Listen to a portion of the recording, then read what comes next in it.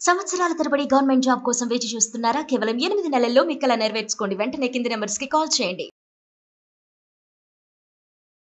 Operation Sindoor పేరుతో పాకిస్తాన్లోని ఉగ్ర స్థావరాలపై భారత ఆర్మీ, ఎయిర్ ఫోర్స్, నావీ సంయుక్తంగా మిరుపుదాడులు చేసింది.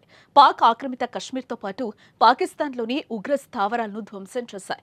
ఈ దాడుల్లో సుమారు 90 మంది ఉగ్రవాదులు మృతి చెందినట్లు సమాచారం. మరికొంతమంది తీవ్రంగా గాయపడినట్లు తెలియవచ్చింది.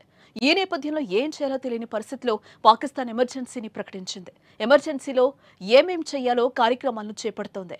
కొద్దిసేపటి క్రితమే ఎమర్జెన్సీని ప్రకటించింది.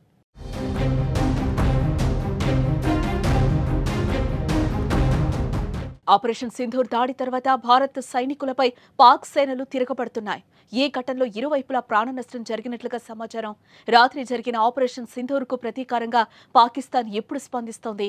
సరిహద్దులో ఉద్రిక్తత నెలకొంది. కాగా భారత సేనలు పాకిస్తాన్లోని 9 ఉగ్రవాద శిబిరాల్లో దాడులు చేసి వాటిని ధ్వంసం చేశారు. అయితే పహల్గాం దాడి తర్వాత ఉగ్రవాదులను పాక్ ప్రభుత్వం వేరే శిబిరాలకు తరలించింది. మరోపక్క భారత్ దాడితో పాకిస్తాన్లో అలజడి రేగింది. లాహోర్, సియాల్కోట్ ఎయిర్పోర్టులను మూసివేసింది. ఇస్లామాబాద్, రావల్పిండిలో మెడికల్ ఎమర్జెన్సీని ప్రకటించింది. పాక్ అధికారులు వైద్య సిబ్బందికి సెలవులు రద్దు చేసి వెంటనే విధుల్లో చేరాలని ఆదేశాలు జారీ చేశారు. పాకిస్తాన్లోని ప్రధాన ఎయిర్పోర్టుల్లోనూ ఎమర్జెన్సీ ప్రకటించారు. ఇస్లామాబాద్, కరాచీ, లాహోర్, ముల్తాన్, స్కాడ్, ఫైసలాబాద్, పెషావర్ ఎయిర్పోర్టుల్లో పాక్ ప్రభుత్వం హై అలర్ట్ ను ప్రకటించింది.